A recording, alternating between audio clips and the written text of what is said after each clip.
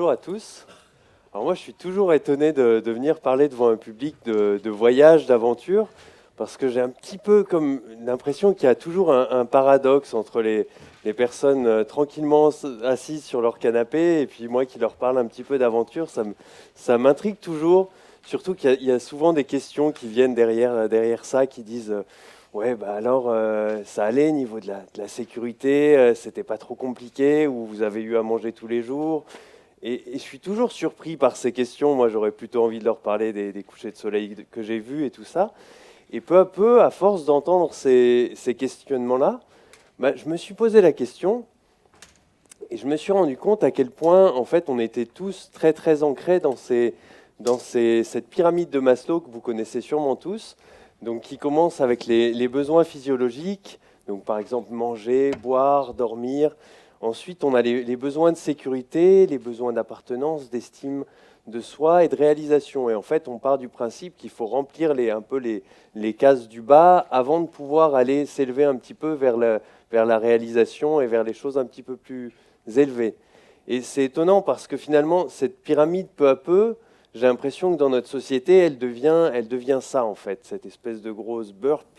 Voilà, on a les besoins physiologiques, on a les besoins de sécurité, l'appartenance encore, ça, ils sont bien, bien exacerbés.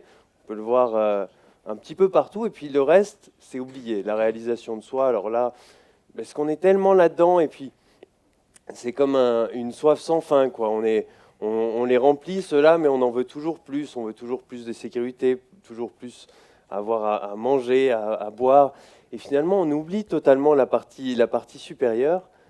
Et alors moi, en étant ici élève à l'ESTP, j'avais un petit peu peur de ça en étant dans mes études. Et j'ai commencé un petit peu à partir à l'aventure, à partir en stop, à voyager. Alors j'avais une grande soif de défis, un petit peu de découverte aussi, d'aller découvrir le monde et d'aller faire des rencontres un petit peu partout. Et donc j'ai commencé à voyager, alors en France, en Europe, en Amérique latine. Et alors quand on est en stop, c'est assez drôle parce que tous ces besoins dont je vous ai parlé, bah là d'un coup, ils disparaissent un petit peu, ou on les met vraiment à leur portion congrue. Par exemple, le besoin physiologique de manger, de boire. Bon, bah, moi, il m'arrive, quand je fais du stop, de ne pas manger pendant une journée, parce que je suis tellement pris dans les conversations, dans le fait d'avancer, de rencontrer des gens, et puis j'arrive pas forcément à des endroits où j'ai à manger. Je mange pas forcément. Je dors un petit peu n'importe où, sur une station-service, où je peux, à peu près dans les camions aussi de temps en temps. Et puis, pareil, pour l'appartenance, bah, je quitte mes amis, je quitte un petit peu tout le monde, et puis je passe d'une personne à l'autre, comme ça. Et niveau estime de soi, bah, quand on attend quelques heures ou quelques dizaines d'heures au bord d'une route, à un moment, on commence vraiment à se douter. On se dit qu'on est un petit peu idiot d'avoir de cette mie-là, alors qu'on aurait pu prendre un bus, un train, n'importe quel autre transport. Et donc là, on est vraiment à zéro. Et puis finalement, ça avance. Par contre, niveau de la réalisation, là, on est plutôt pas mal. Et alors, j'ai pas mal voyagé, comme je vous disais, en Europe. Et alors, j'ai envie de vous parler d'un trajet en particulier. C'est celui qu'on voit en bleu. Alors, j'ai commencé ici à Paris.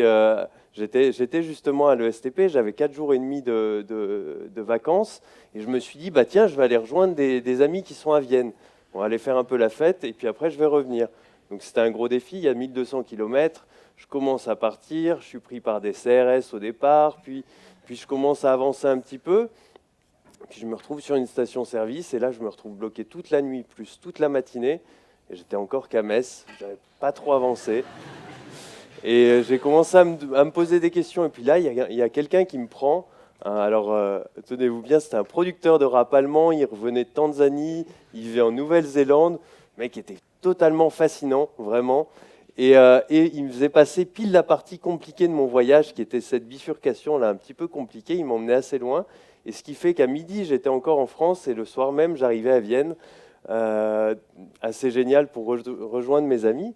Et puis après, le retour, c'est pareil. C'est fait par un autre trajet. C'est un petit peu les hasards du stop.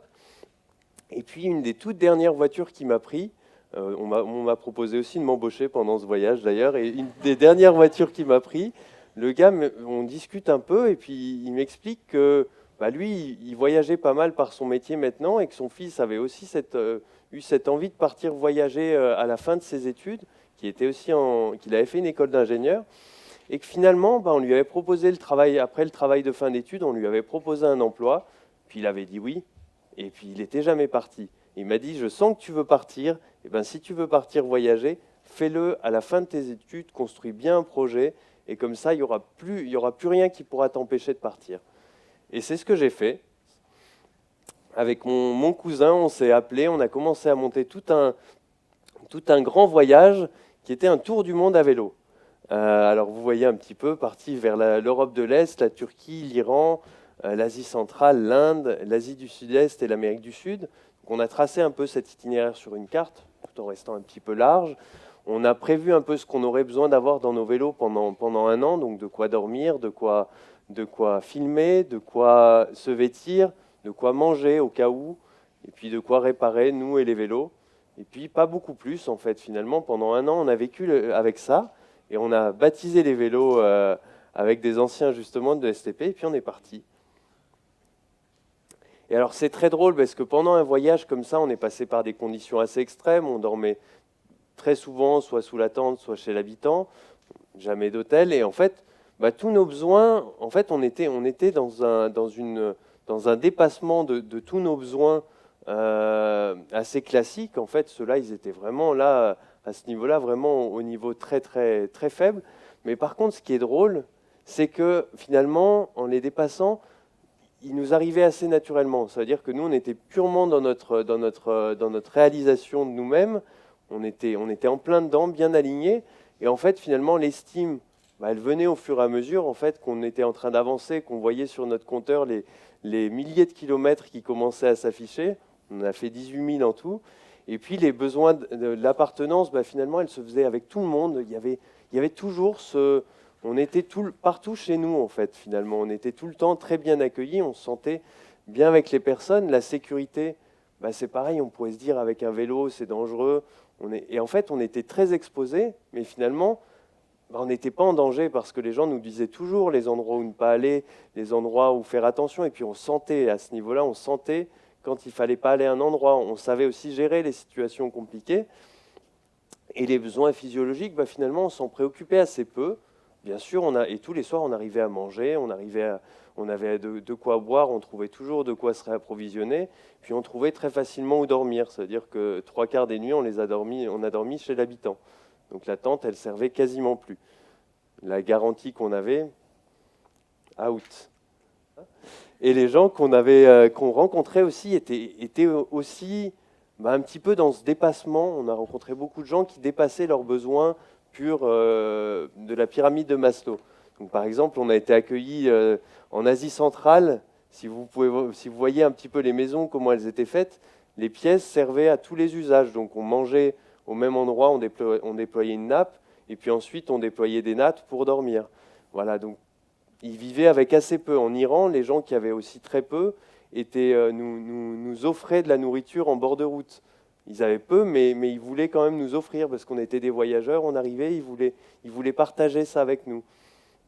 Et en Inde, alors là, on est tombé sur des grosses fêtes hindouistes, et on a rencontré des sadhus. Donc eux, c'est des gens vraiment qui ont renoncé à tout bien matériel pour se consacrer à leur quête spirituelle. Et donc ils vivent avec absolument rien. Certains vivent même nus. Et nous, un des gros sujets aussi qu'on creusait pendant tout ce voyage, c'était l'écologie. On était parti sur ce thème, les consciences écologiques dans les pays dits émergents. Et en fait, on s'est rendu compte à quel point on était bien au-delà de nos limites. Nous, on pensait en tant qu'ingénieur, je pensais qu'avec les solutions techniques, on arriverait à solutionner le problème écologique. Je disais, on va bien trouver les choses, on va aller voir ce qui existe dans le monde. Puis peu à peu, on s'est rendu compte qu'avec les montagnes de plastique, par exemple, qui arrivent en Inde, alors que pourtant ils polluent peu par rapport à un Français, la déforestation massive dans certaines zones du monde, l'agriculture qui est un ravage pour les paysans eux-mêmes, la pollution de l'air, la pollution de l'eau, le dérèglement climatique aussi qui arrive et qu'on a vu très frontalement dans les Andes, on s'est dit c'est pas possible. Et en plus, les cultures qui pourraient un petit peu lutter contre ça sont en train de se déliter. Et on se demandait vraiment comment on allait sortir de cette ornière.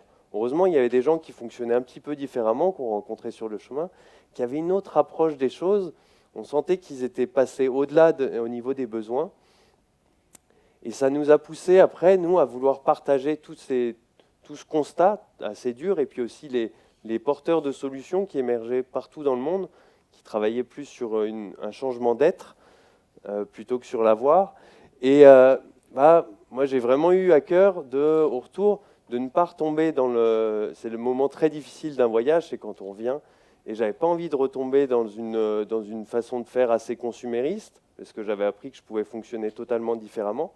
J'avais vraiment envie aussi de partager ce que j'avais appris, de continuer dans ce chemin de réalisation de moi. Donc j'ai décidé de ne pas suivre mon parcours d'ingénieur et de plutôt passer du temps à m'occuper de la réalisation du documentaire, du montage. Et ensuite, le film est sorti sur cette aventure, qui s'appelle On the Green Road, et on l'a partagé plus de 300 fois un peu partout en France. Et peu à peu, ce travail a servi à aider d'autres voyageurs à eux-mêmes aller au bout de leur projet de voyage et à pouvoir le partager. Donc aujourd'hui, on en accompagne une quarantaine avec des projets tous aussi fous les uns que les autres. Et je vais juste vous parler d'un qui est bien dans notre thématique. C'est deux ingénieurs aussi qui sont partis au Népal à vélo. Leur projet s'appelle Direction Népal.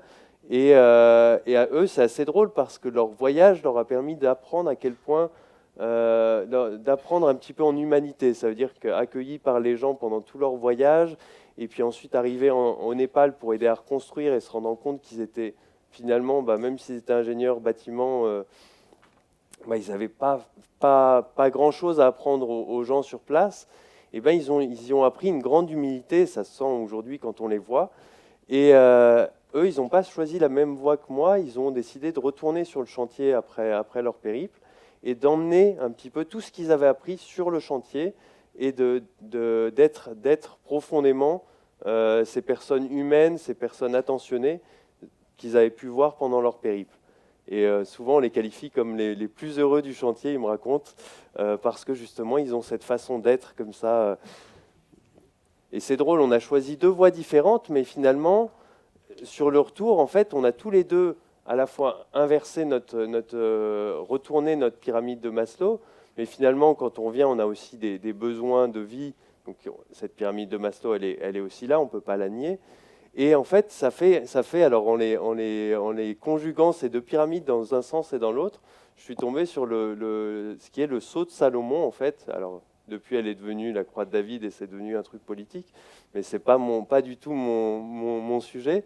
Au départ, c'est le sceau de Salomon. Et Salomon, c'était un roi qui était connu pour être extrêmement sage, qui était connu pour être à l'équilibre des choses.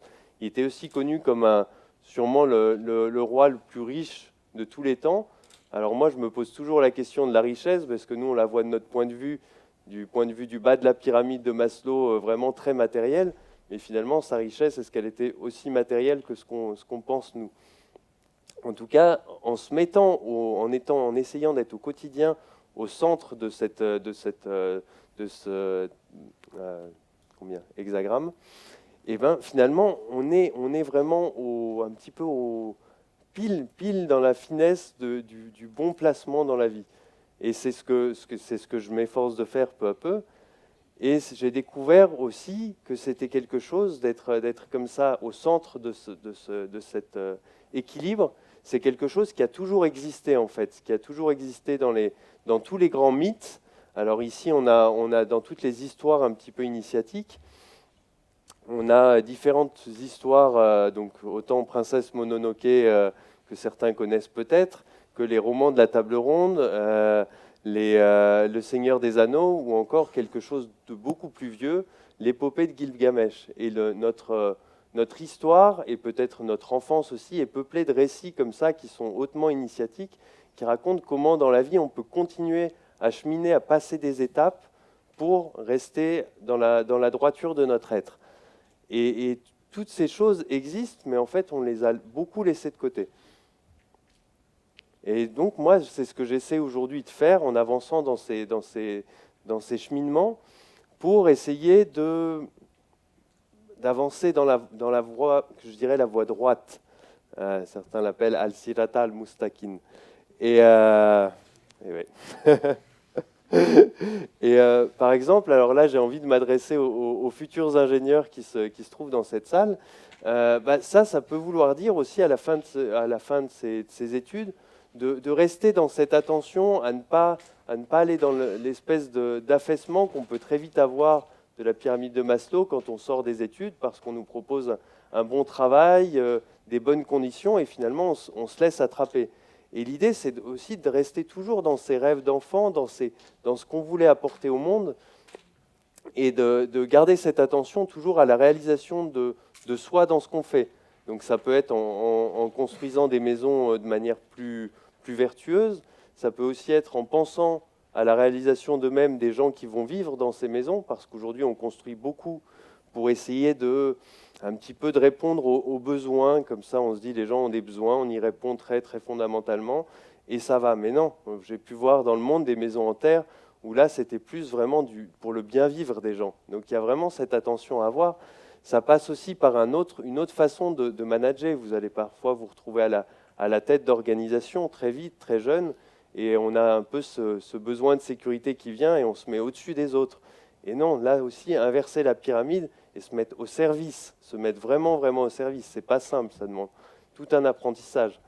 Et ça peut vouloir dire aussi finalement, cette chose-là, peu à peu, ça nous emmène à être vraiment au service, à rester tout le temps au service de ces idéaux qu'on avait avant. Et moi, je suis persuadé que c'est par ce changement d'attitude de chacun, et d'autant plus quand on est aux responsabilités, qu'on va pouvoir peut-être dépasser ce mur dans lequel on est en train de foncer tout droit au niveau du dérèglement climatique, au niveau social, au niveau sociétal finalement. Et peut-être de voir aussi le monde différemment, de voir le reste du monde comme pas seulement on leur apporte des besoins, on apporte des besoins aux pays émergents, aux personnes qui sont dans le besoin, par exemple aux migrants qui viennent, mais se dire qu'est-ce que ces gens cherchent aussi en réalisation d'eux-mêmes. Et c'est peut-être là un changement de paradigme dans notre façon de voir le monde qu'il faut avoir. Et finalement, dans tout ça, je vous appelle à ne pas rester sur la rive, mais vraiment à tout le temps rester au quotidien des aventuriers. Tout le temps sur la brèche. Merci à vous tous.